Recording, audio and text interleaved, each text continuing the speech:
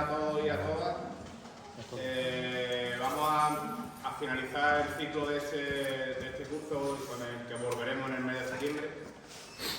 Estamos aquí en casa de las hermanas dominicas, como bien sabéis, y hay dos de ellas que están malitas. Una que parece que está remontando un poco el vuelo, pero hay otra que por lo que se ve está puesto mala en esta noche. Entonces vamos a empezar, si os parece, rezando, pidiendo por la salud de ellas dos, por el resto de las hermanas que supuestamente no ceden esto, ¿vale? Padre nuestro que estás en el cielo, santificado sea tu nombre, venga a nosotros tu reino, hágase tu voluntad en la tierra como en el cielo. Danos hoy nuestro pan de cada día, perdona nuestras ofensas, como también nosotros perdonamos a los que nos ofenden. No nos dejes caer en la tentación y líbranos del mal. Dios te salve María, Llena de gracia, el Señor es contigo. Bendita tú eres entre todas las mujeres, y bendito es el fruto de tu vientre, Jesús. Santa María, Madre de Dios, ruega por nosotros pecadores, ahora y en la hora de nuestra muerte. Amén. Santísimo Cristo de la Viga, Ruega por nosotros. Nuestra Señora del Socorro, Ruega por nosotros. Nuestra Señora del Rosario. Ruega por nosotros. Pues nada, como bien hemos dicho antes, damos por finalizado esta etapa del ciclo, que volveremos en el mes de septiembre, octubre. Ahí estaremos a finales de septiembre, primero de octubre será el siguiente. Creo que ha sido muy fructífero esta primera etapa, este primer ciclo, en el cual quiero hacer extensivo el agradecimiento a todos aquellos que han pasado por los 5 que hemos tenido y a la Junta de Gobierno, evidentemente, pero especialmente quiero hay que ser agradecido, y hecho Salvador el que más martillo y pilón ha puesto en el tema este, y creo que hay que agradecerle mucho a Salvador el ánimo y la gana que le pone a todo esto. Así que en este último tenemos a mi tocayo, Eduardo Velo, que nos va a hablar de lo que es la importancia que tienen las insignias en nuestras cofradías. Hay veces que queremos pasar la cruz de guía, nos ponemos de pie en la cruz de guía, y hasta que no viene el paso del Señor, lo demás no existe. Parece que está adornando y todo tiene una importancia, tiene una evangelización. Y bueno, mejor que Eduardo nos explique el sentido de todas ellas, y nos quedaremos con lo que nos explique, ¿verdad? Así que, en manos de los dedos.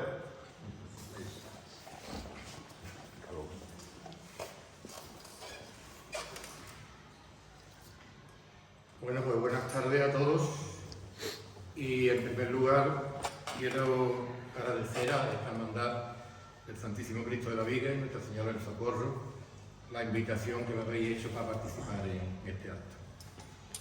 Asimismo hago extensiva mi gratitud a la comunidad de Madre Dominica que nos acogen en esta casa, y a todos por vuestra asistencia. Para mí es grato hoy hablar de los cofrades de la vida, porque vuelvo casi a mis años de adolescencia y me traslado a esa antigua colegial, la del viejo coro, que entonces cerraba el presbiterio. Y se me viene a la memoria muchas cosas de entonces, ¿no? Recuerdo a don Antonio Gómez Villalobos, los más antiguos lo conoceréis, con su confesionario de siempre, a los cultos que se cerraban en honor a Santa Rita, que con tanto cariño preparaba Felisa, los más antiguos se acordarán de ella, de Pepe Rodríguez, siempre tan dispuesto a responder a cualquier consulta, cualquier cosa que le hacía, y sobre todo de aquella hermandad de la Vía que vivía ilusionada en aquellos años 70, la primera salida de la Vía del Socorro, lo recuerdo perfectamente. Mediados de la década del pasado siglo XX, donde comencé a conocer el fascinante mundo de nuestras hermandades. Bueno, y tras este recuerdo voy a centrarme en el tema que hoy nos ocupa: las insignias que conforman las procesiones de Semana Santa.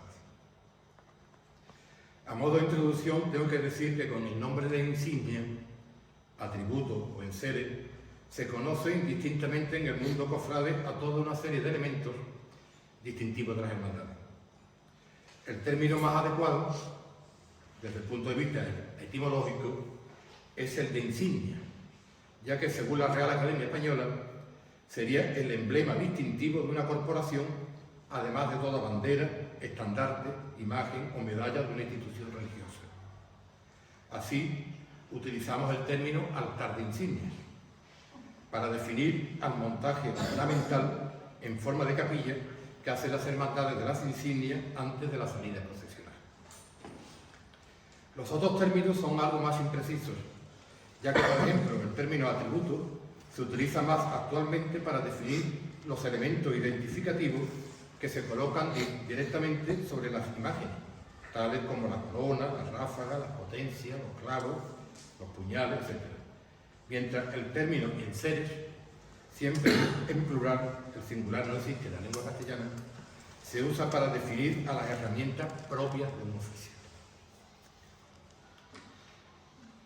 Vamos a pasar a hacer un primer análisis de las diferentes insignias que se utilizan en la estación de penitencia.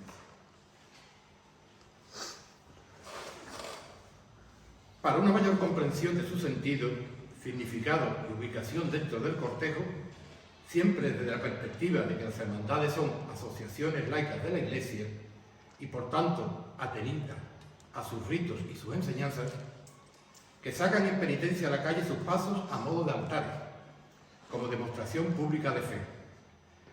De todos modos, hay que entender y respetar las peculiaridades de cada lugar, a pesar de que no guarden un sentido litúrgico o lógico. No hay que olvidar que este tema es fruto de una evolución a lo largo de los siglos y que en diferentes lugares la evolución ha sido completamente distinta. La cofradía se divide normalmente en dos cortejos o cuerpos, el cortejo del Señor y el cortejo de la Virgen, aunque hay cofradías que sacan más o menos pasos. Cada cortejo se divide en tramos o secciones separadas por insignias. La sección está compuesta por los hermanos de fila, llamados penitentes o nazarenos, que van entre una insignia y otra portando cirios.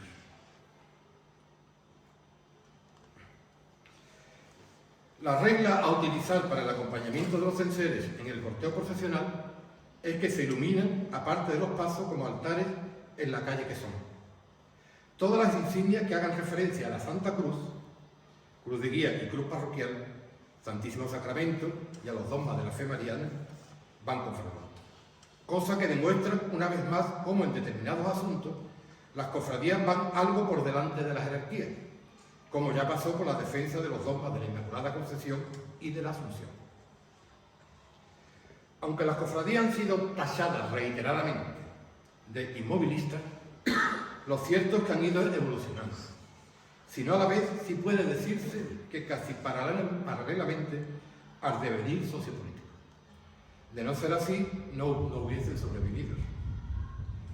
El gran triunfo de las cofradías es que, evolucionando, han hecho posible también que los tiempos se hayan ido adaptando a ellas.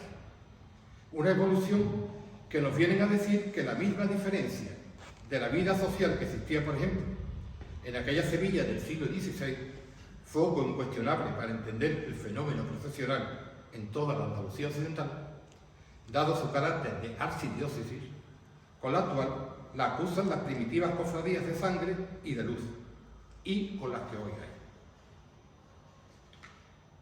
Pero ya en aquellas primeras cofradías existía un orden procesional, que fueron estableciendo las distintas reglas, y que solía ser muy semejante de una cofradía a otra. Y en ese orden establecido del cortejo procesional aparecen ya las primeras insignias, que han prevalecido hasta nuestros días con escasa variante.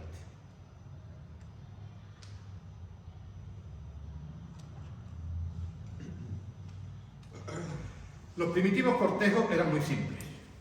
Lo encabezaba el muñidor. Un servidor con una campana en mano anunciaba la presencia de la procesión. A continuación, el estandarte corporativo, le seguían los hermanos de luz con cirios en mano y los hermanos de sangre o flagelantes, con su penitencia pública, y por último el sacerdote portando o bien una cruz o un crucifijo. A estas primeras procesiones se le fueron añadiendo elementos como las demandas, una especie de platos con mangos para recoger limosna, ciriales para iluminar e incenciarios para la ofrenda litúrgica. Llegaría la focina, que más adelante explicaremos su sentido en el cortejo, la cruz de manguilla y la cruz de guía, que sustituye al estandarte cuando éste abandona la cabecera.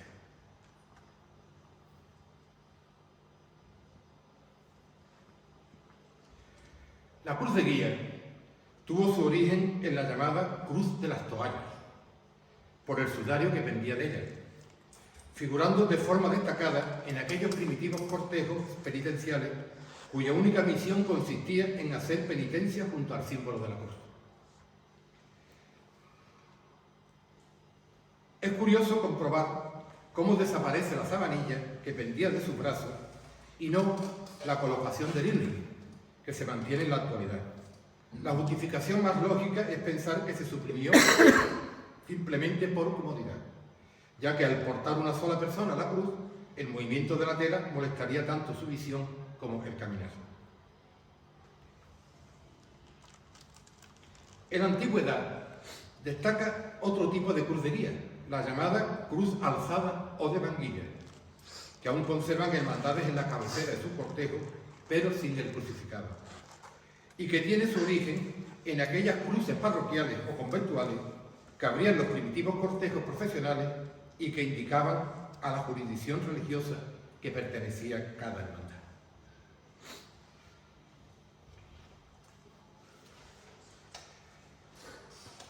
La Santa Cruz es para los cristianos la enseña de la victoria de la vida sobre la muerte, de la gracia sobre el pecado. La cruz vence a todos los poderes del mundo, resucitado por el poder de Dios. Jesús acreditó ser hijo suyo y lo rubricó con su sangre inocente en el triunfo de su cruz redentora. La cruz es el instrumento de una muerte infame. Cuando Jesús cargó con la cruz para llevarla al Calvario, marcó un cambio en la historia de la cruz, pues se convirtió en la llave maestra. Con su ayuda, el hombre abrirá la puerta de los misterios de Dios y nuestras cofradías abren sus cortejos para indicar cuál es la insignia que nos guía y para reafirmar por Semana Santa que Dios es amor, amor inconmensurable, porque Dios Padre ha elegido la cruz para su amado Hijo, el cual la ha cargado sobre sus hombros, la ha llevado hasta el monte Calvario y en ella ha ofrecido su vida. Si consideramos a la cruz como raíz y origen de nuestra Semana Santa y su elemento principal, y teniendo en cuenta que hasta que no aparecen las insignias, la cruz, portada por un sacerdote religioso y situada en el centro de la procesión, ocupaba el sitio y la importancia de las actuales imágenes procesionales, aunque ha pasado de ser una insignia más, con la preferencia de figurar abriendo marcha en la procesión, pero sin perder nunca su simbología, motivo por el cual los cofrades la han enriquecido notablemente y el pueblo, en señal de respeto, sigue levantándose a su paso. La cruz es el símbolo del cristianismo y en este sentido fue incorporada al cortejo como instrumento que utilizó Cristo para guiar el mundo hacia Dios.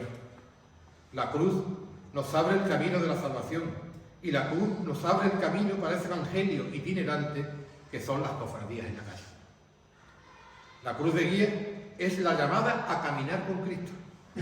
La cruz de guía se planta ante nosotros con la noticia de la buena nueva, con la valentía de proclamar que somos cristianos, que seguimos a esa cruz y no nos avergonzamos por ello, que en la cruz está la salvación y que el que crea en Cristo, que la acoja y que le siga, que la empuñe con fuerza y la levante, como lo hacemos los nazarenos, conscientes de que tras ella viene todo un ejemplo de generosidad, pero también un comprometedor ejercicio de vida entregada al amor fraterno. La cruz de guía es escoltada por faroles, en señal de respeto, faroles que la alumbran en la noche oscura, para indicarnos que por el triunfo de la cruz nos viene la luz.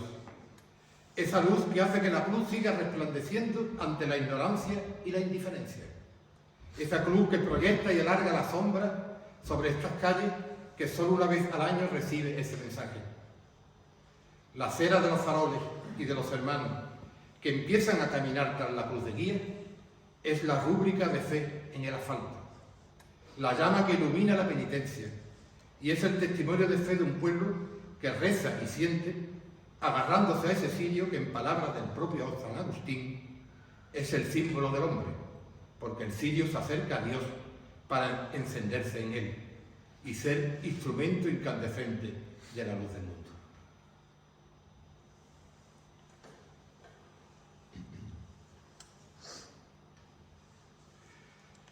A la cruz de guía, en las cofradías con 2 pasos, le suele seguir el cenatus, que se porta el recuerdo de que el drama del Calvario tuvo lugar bajo el poder y dominio romano.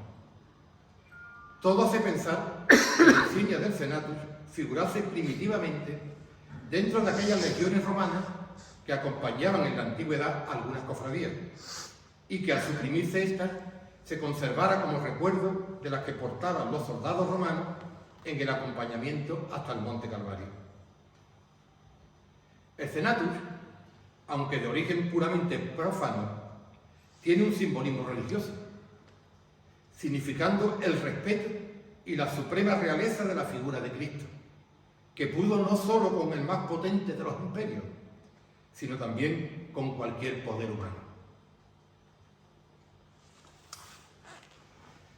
El cenatus es también una llamada a situarnos en un momento de la historia, a comprender el instante de la ejecución de Cristo, en el marco histórico que le corresponde, con la mentalidad y la cultura de aquella época. Quizás, en estos tiempos que nos ha tocado vivir, el cenatus cobra un protagonismo especial, porque hoy, donde el poder civil se cree en posesión de la verdad absoluta y rechaza todo poder que no venga del pueblo, de la masa, de la sociedad o de su gobernante, el cenatus nos indica la derrota total del poder civil frente al gran poder de Dios, frente a la verdad con mayúscula.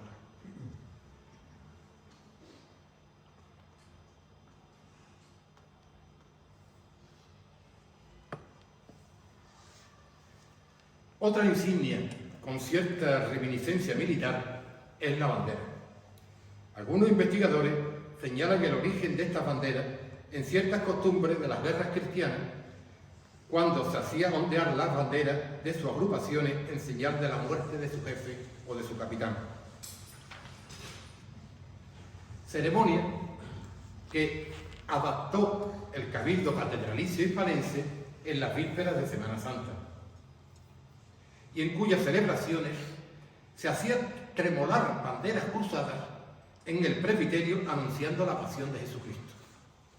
Luego adquieren los colores particulares de cada hermandad y son incorporadas por las hermandades a sus cortejos procesionales. A estas celebraciones, por su simbolismo y curiosidad, eran también una llamada a la reflexión y se veían siempre compensadas por una muy notable asistencia de público. Esta ceremonia es digna de reseñar por cuanto significado tenía para la meditación de los fieles. El ceremonial se desarrollaba de la siguiente forma. Saliendo el cabildo eclesiástico del coro y dirigiéndose después del canto de vísperas a las gradas del altar mayor, donde todos se arrodillaban, el señor Dignidad de Chantre sacaba la bandera de tafetán negro, atravesada con una cruz de color carmín, no fuera ustedes color, y puesto en medio del altar, la manifestaba al pueblo y la extendía y tremolaba sobre los señores capitulares agrupados de rodillas en torno suyo. Se pretendía, con esta ostensión de la bandera que se llamaba, la exaltación y adoración de la cruz, y que a la vez sirviera como preparación para la adoración solemne del Viernes Santo. Toda esta augusta, patética y conmovedora ceremonia estaba cargada de un rico y profundo significado. El negro de la bandera simbolizaba las tinieblas del mundo. La cruz roja, la sangre derramada por nuestra redención. Su colocación ante el sagrario, signo de la presencia divina. su bajada del altar, la venida de Cristo al mundo para padecer, el tremolar ante el altar, el anuncio de los profetas, el volverse hacia los fieles, la llamada de Dios a su pueblo. El postrarse en tierra a los señores del cabildo eclesiástico, poniendo la espalda debajo de la bandera, significaba la obediencia con que recibieron la ley de Dios, y el levantarse y descubrirse, quitándose el capuz, quería decir que por el mensaje divino se levantó el género humano caído y, desterrando la tiniebla, le alumbró la luz del Evangelio. Hoy, todo aquel ritual cargado de simbolismo alegórico, solo nos queda la enseña. La enseña, y además sin ningún tipo de representatividad, ni valor simbólico, ya que solo procesiona vistosidad al conjunto procesional. No tiene más riqueza que su valor cromático, y su procedencia militar se acentúa en el remate en forma de lanza que algunas cofradías hoy conservan. Existen otros tipos de banderas, en general de una reciente incorporación, que expresan una vinculación particular de cada cofradía a un rango que la caracteriza. Es la única insignia en donde los cofrades pueden permitirse innovar y generalmente no llevan un formato definido. Cuando son de pequeño tamaño, se denomina banderines o guiones. Al rememorar aquellos otros que de forma rígida abrían algunos cortejos, especialmente las procesiones eucarísticas. Estos son los de las órdenes religiosas, vinculadas a la corporación, por los que nos indican la condición sacramental, los conmemorativos, los del grupo joven, los de los titulares de la hermandad cuya imagen no procesiona en el cortejo. Mención aparte merece las banderas marianas, en defensa de los dogmas depositados por la Iglesia en honor de la Madre de Dios. Pero antes hemos de detenernos en el libro de reglas.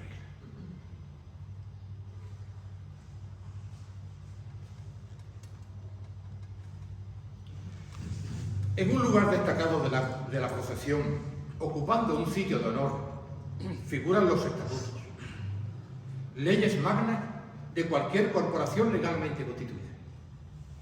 Son llevados ricamente encuadernados por un hermano en su mano derecha y con reminiscencias históricas una pértiga en su izquierda. Precisamente de cuando el pertiguero, maestro de ceremonia, tenía bajo su responsabilidad no solo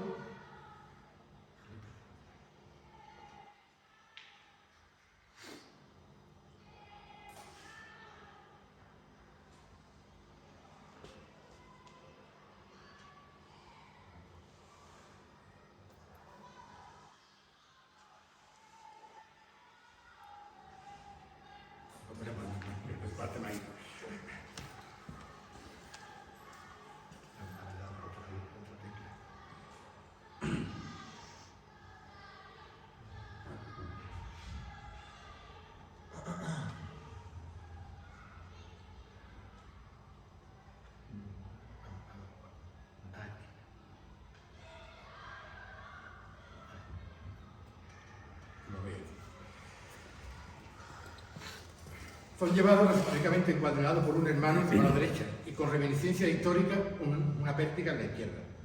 Precisamente de cuando el pertiguero, maestro de ceremonia, tenía bajo su responsabilidad no solo el cuerpo de acólitos, sino también a toda la cofradía, cargo que hoy se conoce como director de cofradía o más bien como diputado mayor de gobierno. Las reglas figuraban antiguamente en la procesión, no como un mero acompañante, sino más bien como un instrumento útil a la que recurrir en un momento de duda sobre tal o cual cuestión, y que además acreditaba la antigüedad y aprobación de tal corporación. Era muy frecuente, en tiempos pasados, al no existir un control de horarios e itinerarios, que en un cruce de calle se encontrasen dos hermandades. ¿Cuál de ellas debía ceder el paso a la otra? Lo indicaba la antigüedad, reflejada en la fecha de aprobación de las reglas, que es la verdadera fundación de la hermandad a la luz de la Iglesia. No sería raro pensar que el libro de reglas figurase originalmente muy cerca del comienzo de la procesión y portado por el encargado de la organización de la cofradía, que, como hemos dicho anteriormente, era un pertiguero. Motivo por el cual el nazareno que lleva el libro de reglas no porta vara y sí porta una pértiga. Pero el valor de las reglas no queda solamente en lo anteriormente expuesto, sino que representa toda una forma de vida y de actuar de una corporación. Contiene las directrices de su propio desenvolvimiento y tanto los derechos como los deberes de los hermanos que voluntariamente forman parte de la misma. La presencia de las reglas en el cortejo es una reafirmación de nuestro compromiso cristiano, una indicación al acatamiento de las leyes de la Iglesia de Cristo y un signo de una disciplina montada ya en siglos.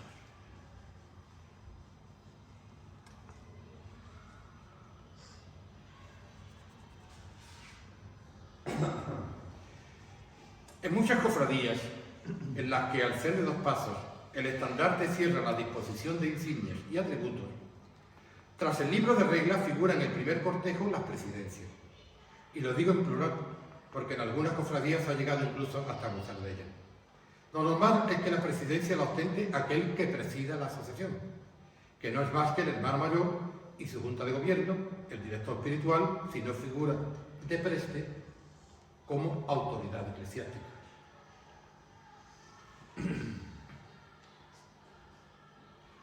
La vara o insignia es signo de autoridad y el grado de la misma lo delata la calidad del material con que está realizada. La vara dorada es la máxima autoridad y sobre la vara dorada podríamos hacer una extensa reflexión de su sentido y significado, para lo cual necesitaríamos una sola excursión e intervención, haciendo demasiado larga esta conferencia. El nombre de insignia es un apelativo que se le ha llamado a lo que realmente se conoce como bastón de mando o cetro. La palabra insignia deriva de insigne. Insigne es sinónimo de destacado, ilustre, distinguido, etc. Y más concretamente podríamos definir a la insignia como el atributo que da rango a una persona o cosa. De ahí que se le denominen insignias a todos los atributos de una cofradía, y muy especialmente a las varas que portan los oficiales.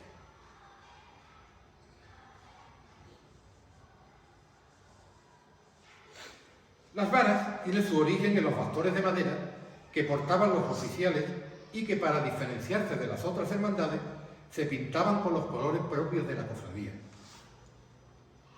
hasta alargarle y colocarle la galleta superior con el escudo de la corporación, con lo cual, al llevar este elemento distintivo, se suprimió el cromado por la riqueza del metal.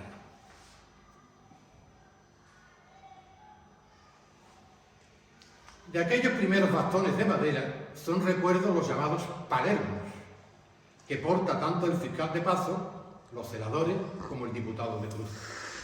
Esto es un dato muy curioso, porque pocas personas conocen la diferencia entre portar varas, portar pértigas o portar palermos.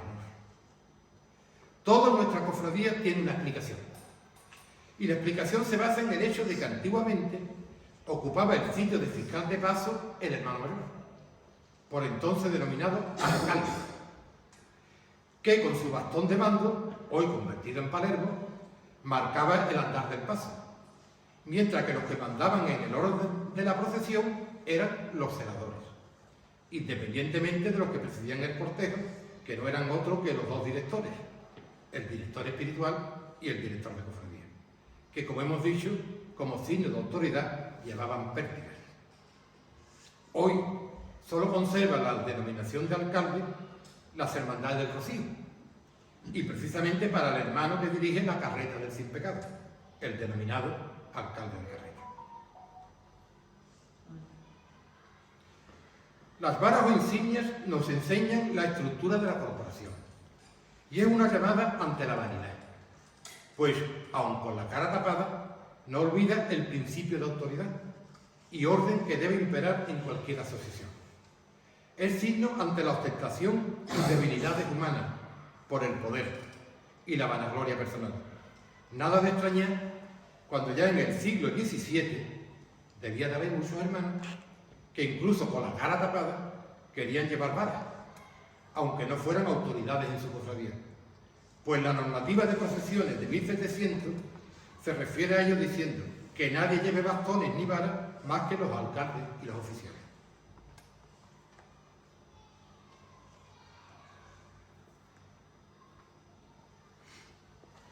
Ocupando un lugar cercano al paso en algunas cofradías y en otras a la cabecera, figuran las bocinas. Las bocinas o trompetas nos evocan tiempos pasados. Representan las antiguas trompas que con notas lúgubres acompañaban a los disciplinantes y hermanos de luz de nuestras cofradías, que con sus lamentos fúnebres anunciaban la penitencia pública.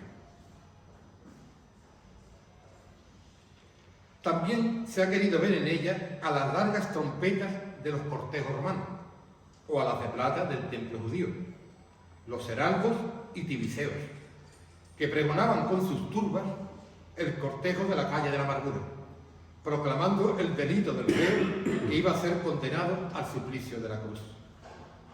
Otros historiadores defienden que sus sonidos servían para marcar el orden de la procesión. Las bocinas son hoy solo ricas piezas de artesanías sin sones que nos hablan y traducen costumbres de otros tiempos. Pero esa agudez nos enseña muchos silencios a los que se ha ido sometiendo la palabra de Dios por el poder y la incomprensión humana. Son los silencios de Dios tan significativos el mensaje que podemos recibir hoy de todas esas bocinas.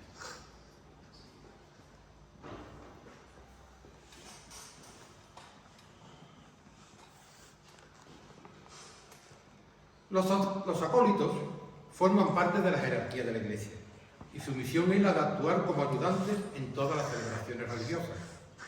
Van revestidos de alba y dalmáticas, ornamentos litúrgicos, los que portan sillares incenciarios, y de ropón el maestro de ceremonias o pertiguero.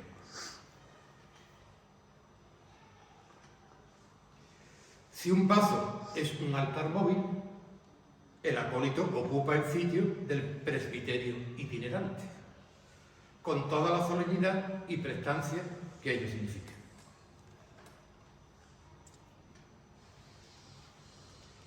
El cuerpo de acólitos forma un solo conjunto con el paso.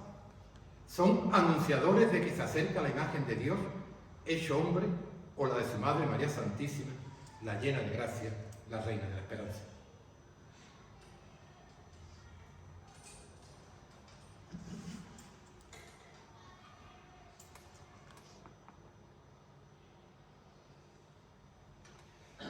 A nadie escapa que las cofradías se fundamentan en la religiosidad popular. Nuestra Semana Santa es así porque nuestro pueblo es así. Un pueblo que encontró en María las máximas virtudes para ser depositaria de todas las plegarias y de todas las alabanzas. Andalucía ha demostrado durante toda su historia su permanente defensa de las glorias marianas. Un delirio especial por la Madre de Dios que la venera como algo suyo, como una propia madre en la que confiar y alabar. Cristo es Dios, es hombre, pero por ello no deja de ser Dios. María es humana, una mujer del pueblo con la infinita diferencia de ser escogida para la obra salvadora del mundo. A tal grado llega el amor de esta tierra por ella, que nunca ha consentido el más mínimo de los agravios. Su defensa ha sido siempre tan acérrima que incluso ha traspasado los límites de la propia Iglesia, considerando virtudes a dogmas no reconocidos oficialmente y defendiendo hasta con sangre los privilegios de María. Y precisamente por esa constante lucha en defensa de los valores marianos surge en nuestra cofradía toda una serie de atributos que nos vienen a recordar las maravillas que hizo Dios para la Reina de los Cielos. Pero de todo ese rosario de atribuciones marianas, hay uno del que el pueblo andaluz ha sentido preferentemente defensor: el misterio de la Inmaculada Concepción de María. Misterio que desde tiempo inmemorial había sido defendido por el pueblo español y que tuvo su cumbre en la llamada explosión concesionista de 1613.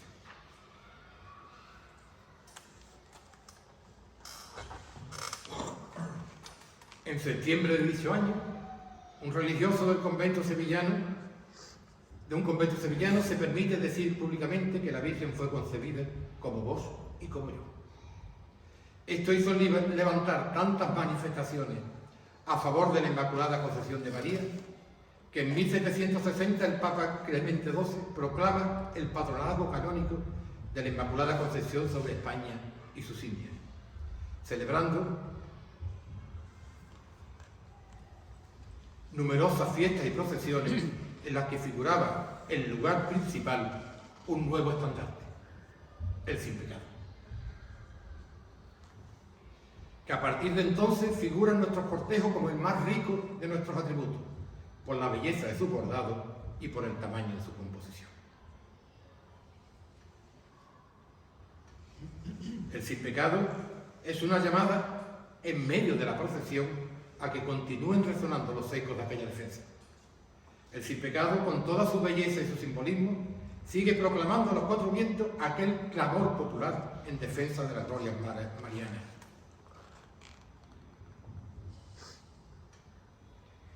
Todo el mundo en general, a vos, reina escogida, diga que sois concebida sin pecado original. Tras el sin pecado, suelen situarse los atributos marianos proclamados por la Iglesia y siguiendo el orden de antigüedad de su proclamación.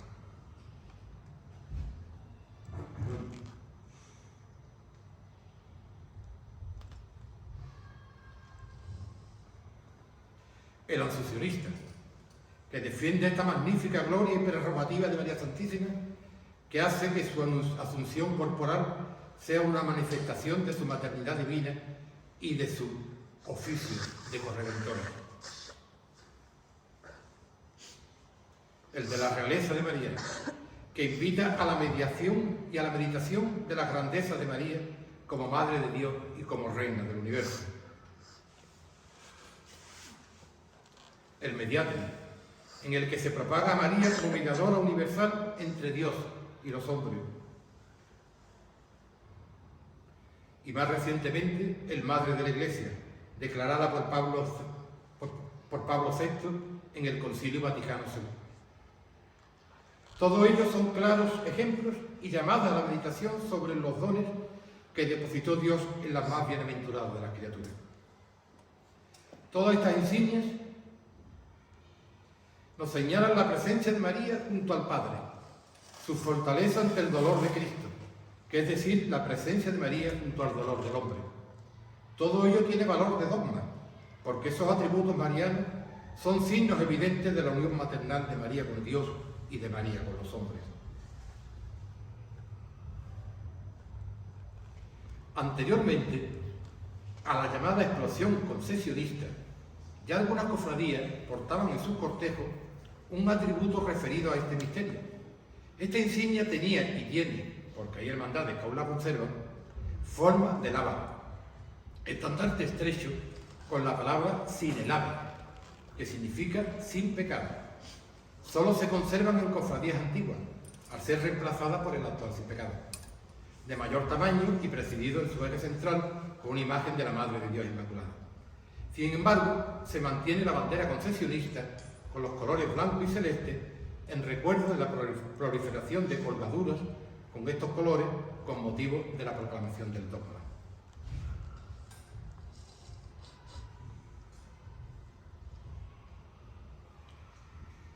Cierra la procesión de insignias y atributos el estandarte. El estandarte es la insignia más importante del cortejo. Con su sola presencia ya está representada toda la corporación. Originariamente era una bandera que figuraba desplegada y que con el paso del tiempo se recogió en un cordón en señal de luto hasta adquirir el actual formato. Obligado es aclarar que el estandarte en el siglo XVI no tenía forma de bandera, ni estaba recogida en un cordón como los actuales, sino que seguía el modelo medieval, al estilo de los estandartes marianos, o sea, un paño colgado de un travesaño y pendiente de un asta. Actualmente, casi todos son de terciopelo y llevan bordado en su frente el escudo de la corporación, como bandera que es, debe de ir portado solo y exclusivamente sobre el hombro derecho. La preeminencia entre todas las demás insignias justificaba su inclusión como la primera en la cabecera del cortejo, hasta que fue sustituida por la Cruz de Guía, a principios del siglo XIX, pasando a su sitio de honor como la última en el cortejo. Dicha importancia viene dada también por el hecho de ser la única insignia que debe presidir todos los actos que organiza la hermandad, así como su presencia oficial en aquellos ajenos a la misma. El estandarte o guión, como incorrectamente también se le conoce en recuerdo de su primitiva colocación en el cortejo, es nuestro símbolo y es nuestro emblema. Condensa y representa todo cuanto es y significa cada hermandad. Por ello, hay que portarlo con orgullo y darle el trato de honor que verdaderamente merece. Toda esta amalgama de insignias y atributos no tendría sentido sin la fe manifestada en los cofrades, en esos nazarenos que siguen a Cristo y a María como llama incandescente de un sentimiento en sí.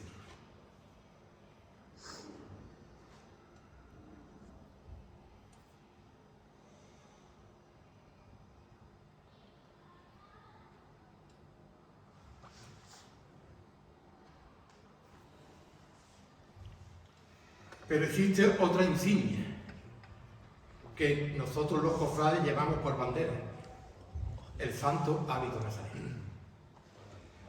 El santo hábito nazareno también es una insignia para cualquier cofrade, porque también es un elemento insigne, destacado, ilustre y distinguido.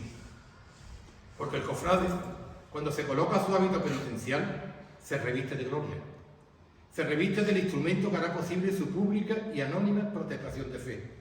Se hace cofrade en toda su plenitud. Con la túnica, Cristo empezó a caminar, y en la túnica está nuestra condición de caminante tras el sendero de Cristo. Porque si de algo estoy completamente seguro, es que tras esa riqueza de insignias y atributos no tendría sentido si no hubiera habido en la historia una madre, como María, que supo ser instrumento de corredención y esperanza nuestra, y un hijo, Jesucristo, que un día se echó al hombro una particular insignia, y recorriendo con calles y plazas, alcanzar su última estación en la Catedral del Martirio, el Monte Calvario, catedral del sacrificio, pero también catedral de nuestra salvación. Ese hombre, el Dios de la vida, el Cristo crucificado, es el único protagonista de la pasión, el que tuvo en la cruz la guía de la salvación del mundo, el que enarboló la bandera del amor, el que nos abrió el libro de reglas de la fraternidad, el que pudo con el Senado romano y con el mayor de los imperios, el que hizo estallar el cielo con las bocinas de la redención, el que depositó en María los más preciados dones de la humanidad, el que es estandarte de vida, el más insigne de todos los insignes. Ese es el único Dios verdadero, el que nos llama a la reflexión cada Semana Santa, el que hace posible nuestro testimonio de fe y hace realidad el milagro de cada primavera. Solo hace falta que las miserias del mundo no silencien su llamada, porque también Cristo, al igual que decía Santa Teresa con los pucheros, también habla en las insignias y en los atributos de los cortejos procesionales. Le habla a la cofradía, a quienes la contemplan y al mundo actual. Solo es necesario que estemos atentos y seamos capaces de escuchar. Muchas gracias.